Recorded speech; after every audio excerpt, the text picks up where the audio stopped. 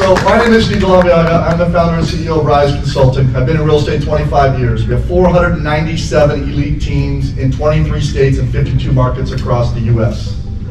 Previous to that, I've been in real estate my whole life. I played professional basketball for 10 seasons. I was with the Lakers for 10 days in 1989. Got to play for Coach Riley, Magic Johnson, Byron Scott, Michael Cooper, James Worthy. Vlade Divac was a rookie and Jabbar had just retired. So I am not very qualified to do anything, which is why my book, Failing Forward, is what happens in real estate. Because none of you, when you graduated high school, went to your mother and father and said, Mom, Dad, I'm going to be a realtor. We all failed our way into it to great success. So I want to give you some, Rudy, who was kind enough to, he bought 35 books for all of you. They've been sent, I've signed them all. The book is a great read, it's 65 minutes, and it's how to take all the things that we know already work in this space and apply and adopt it so you can do just a little bit better. But some things I want to say now. Having worked with team leaders my whole career, leadership matters. Leadership in this space matters. This space has over $2 trillion put into it in the last 6 years. It's changed more in 2 years in the real estate space than it changed in 15 years before that. And you are blessed that your leader is someone who looks to the horizon, sees what's coming, and makes sure he prepares himself, his business, his team to be ready to win. So I want you to think about some things. Quit talking about splits. Poor people talk about splits. Wealthy people talk about shares. Because this is not a split. When you spend $125,000 a month in technology, lead flow, another $125,000 in salary and training, then you take your 25 years of it and add that to it, and then you allow a brand new realtor like a Kevin to come into the world and make over $100,000. That's a share, not a split. So I share with you 50% of the dollars, and all the risk is Rudy's. All the expense is Rudy's. All the, if it doesn't go well, he has to write a check for $230,000 a month. All of it is Rudy's. So we never say splits. We talk with our mega teams. We say, I'm willing to share 50% of everything I help you generate. And I won't charge you for our CRMs and our training and the lead flow and the network and my 25 years of absolute knowledge in this space. Does that make more sense? The other thing I want you to think about is, I heard Z say it, I heard Derek say it, I heard Kevin mention it. When you start being successful, the grass always does tend to look a little greener. Then when you get over there to the grass, you find out it's actually AstroTurf, not grass. And then you have to come back. As someone who works with 500 plus teams in the United States, this is truly one of our best. I flew in here today for this event, and I'm flying back in about 2 hours, because it was important to me to recognize the amazing job that this group has done. And by the way, you're just getting started. Because you know what's happening now? Big lead digital media institutions like Realtor.com, who's my largest client in the United States, like Ojo Labs, like Prime Street, like all these groups are saying, Steve, you were right. We don't need more agents, we need better agents. And let me tell you something, one of the best elite teams, we have 3 now teams, right, Chelsea? We have 3 teams total in our group. You're all in the top 25 out of 500. No one else is doing it. So now, when I get lead flow, I was just called by Realty.com 11 days ago. They said, please open Hawaii for us. We've got an influx of leads. We don't have enough agents. So I told, of course, the rock star over here, get a team in Hawaii so we can get this thing going here. But that's what's happening now. Lead people are looking for teams like us. I'm going to walk through the book in brief summary. Like I said, I played college basketball here in Southern California. I was drafted by the Lakers in '89.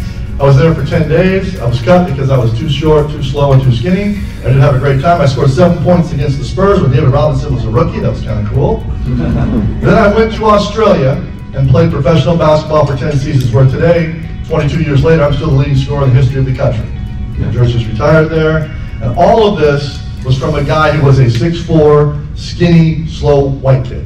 But here's what I learned. I'm going to go through the 7 intangibles that guarantee success in real estate in particular, but also in life. First, and then this is not tangible, because in real estate, we're lucky. We can fail our way forward, just having a credit card for 3 months and start making money and go, right? It's not our pedigree, it's not you didn't have to go to Harvard. We make more money than most of your doctor and lawyer friends, true or true?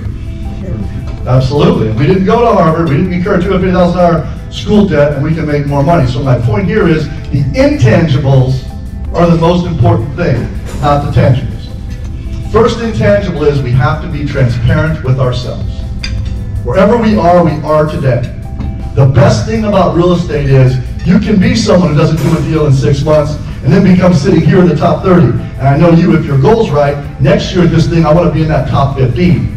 Then I want to be messing with Freeman in 3 years and trying to take his butt, right? So now, that's how this thing goes, okay? So be honest where you are today. You are what your number says you are. Good.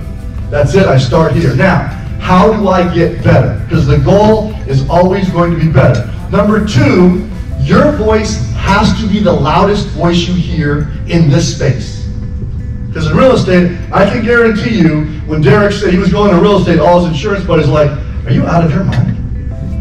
That's commission only. You're not going to make it. You don't know anything. Who would have heard that when you said you were going into real estate? Everybody hears it. Your voice has to be the loudest. Which means, hey, I'm going to figure this out. And I'm going to fall forward when I fall. I'm going to get up, dust off, and keep going and fall forward again. And that's okay. Falling backwards is not great, and falling backwards more than once is your fault. Failing forward is okay because it's the job. So now ask yourself, I'm going to hear my voice the loudest. I'm making this work. I'm going to burn the lifeboat, so there's no plan B. Plan A is I'm making this work. Once you get that in your mind, now going forward becomes significantly easier. Number 3, there is zero substitute for hard work and a high work velocity. You got to go to work in this business. It's a high work motor job, okay? I went to California Lutheran University from 1985 to 1989. I was voted the head counselor of the summer camp program my freshman year in college. The head counselor for the summer camp program worked with John Wooden and Pat Riley, 6 weeks a year, every summer. My job for Coach Wooden, because Coach Wooden did not like to drive, and he lived off White Oak, off the 101, in a very humble condominium, little townhome. So every morning at 6:30, 6 weeks of summer, every day, I went and picked Coach up in a terrible 1974 Isuzu iMark car, picked up the Wizard of Westwood, then drove him 1 hour back to camp. We did camp until 3 p.m. Then I took him back at 3:15 back home. The list of coaches, celebrities, I drove with Bill Walton, I drove with Lou Alcindor, head of Colonel Bar. People would sign up to sit in my car in the back seat so they could be with Coach for an hour while we drove. One of the things I never forgot was when we asked him, how do you win 10 national championships, 7 in a row? What's the one thing? He said, there is no substitute for hard work. You have to outwork people. Most people will do just what they're asked to do or a little bit more. The ones that go 40 minutes a day more, doesn't sound like a lot, 40 minutes a day. Then you go 40 minutes a day times 6 days a week. Then you go 6 days a week times 30 days in a month. Then you go 30 days a month times 12. Now all of a sudden, over a year, you've outworked somebody 219 hours. You know how much better you get then? So you gotta have a high work motor in this space. Number 4 on the intangible list, you have to be humble. You have to be humble enough to go, if I was here, I would grab Freeman and I'd go, all right, brother, let's have a cup of tea, an adult beverage, a cigar, anything. Give me one thing if you're me that I could do to be great next year. Help me get better. Find people doing it better than you, doing it smarter than you, and then take your ego, put it in your pocket, and go ask them, hey, if you were me, give me 1 or 2 things I could do. What's great about the culture Rudy has, do people share here? Is it an open source learning program here? Yes. You bet it is. You bet it is. So go ask and be humble. And do the hardest thing when you ask, shut up. Let them talk. You listen, you take notes. To this day, I didn't know Chelsea super well. Rudy gets on a call, Rudy gets on a call. Okay. Everybody, we're doing this. This. Okay, Chelsea, you're gonna make it happen. Okay, right, please come on, right? I'm like, oh my God, this poor girl, right? And her first question was, who's doing this the best? So I gave her our two other, what I would call, sales management leaders. Called them both, talked to them both, went notes, came back to me, said, great. You know what's funny? Now here we are a year later. You know what now? She doesn't ask anymore. I send people to her. And I say, oh, you want who's doing it the best? She does. Give her a call. I told Chelsea, you share, people share with you now, share back, and she does it every day. So, as good as she is, she's still bugging me about who else can I talk to that's going to help me do this better. That's what makes people great. So when you're humble and you ask for advice from knowledgeable people, shut up and listen. And then when you get that advice, Rudy said it, it's easy. It's easy in this space to go from 0 deals to 8 to 10 deals a year. That's easier. Now, go from 10 to 25. Or go from 25 to 50. Or now let's get sexy and say, okay, my average team in my company, average team does 286 deals a year. Okay? We have 4 teams that do under 100 million. Not everybody else is. And they say it all the time. Once you get over 100 million, now growth gets easier. But that 0 to 25, 50, those are hard jumps. So when you get advice, don't get married to, I've always done it this way. This is how I've always done it. Well, that's great. That got you to 12 million. You're talking to a guy who does 100 million. He's telling you what you have to do to get there. If you're not willing to bend or break what you've always done, you're going to do what you've always done. If you want to get better, you've got to be willing to listen, learn, and adopt. My 9th day at Laker camp, we had just finished our 2 games. The veterans came in. I came into the fabulous forum, which is back then where we played, and Magic Johnson had kicked in his locker. It was indented and broken, and he took the door and ripped it off. And I come in, and I'm a rookie, and I'm like, oh my God, what the hell's going on here? Coach Riley had put an article of Larry Bird that came out in Sports Illustrated, who just won his 3rd MVP. It said, greatest ever, Larry Bird, question mark? And Riley put it there. He said, let me give you a hint. You want to catch him? That's your guy. That's the guy who keeps you up at night. You got to win the MVP this year. We have to win the title. Otherwise, I agree with them. He is the best. Riley was willing to challenge NBA players in a way that no coach really did, and very few have done since. If you remember that year, Magic Johnson won the MVP. The Lakers won the championship. And then the next year, Riley told him, I guarantee we're going to do it again. So when you watch greatness, be challenged and willing to pivot. Magic Johnson worked on a junior sky hook because he saw Kareem become the greatest scorer in the world doing a sky hook. He adopted and adapted his game every single month. Now, after you're humble, then you go into resiliency. That's number 5. Resiliency means I'm changing now, I listened, I heard, I'm going to try something a little different. You know what happens when you try something different?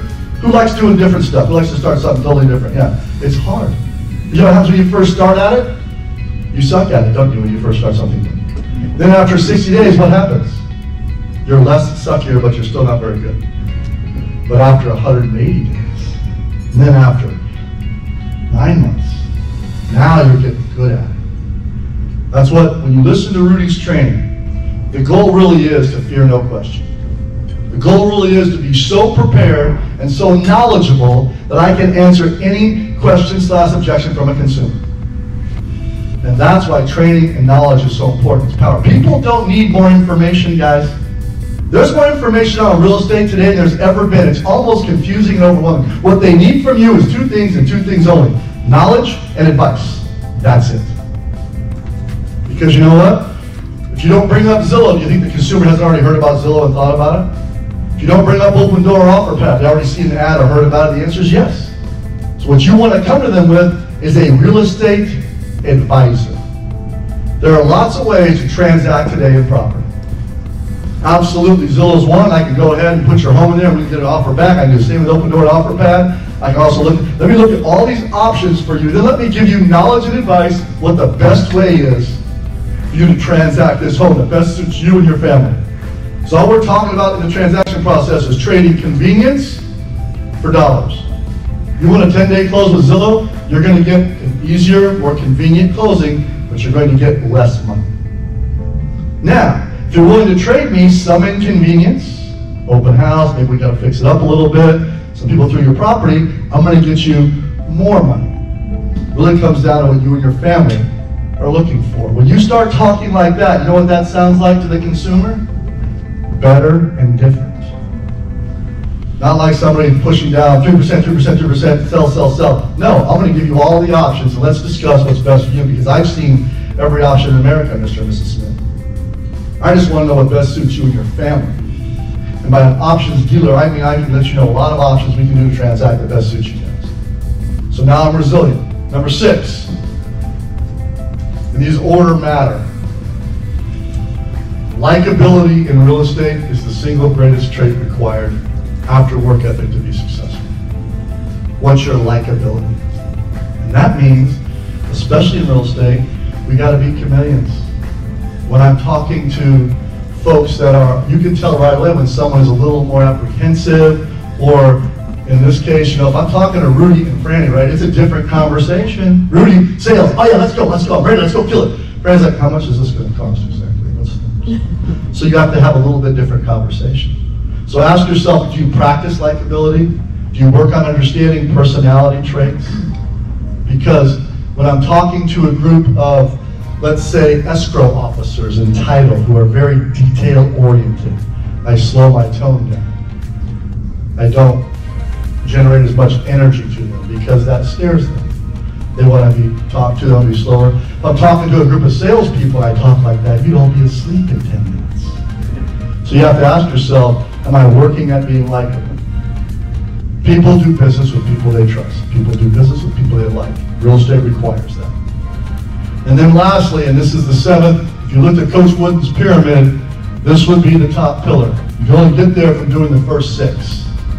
Can you make the others around you better as a result of your influence? When I look at Rudy Kasuma, the answer is yes. He makes the other people around him better. I heard a lot about Mr. Freeman today, right? Does he make people around him better? The goal is once you are super successful and you start making money for yourself and your family and get good at your trade and your task, can you make the people around you better? Because you know what happens once you start doing that? It's addicting, isn't it, Rudy? When you can impact other people such that you not only make their careers better, and in this business, all of us work for ourselves, so I'm making your career better. What have I also done? Most likely, made your life better. And when you do that, it's an addicting game.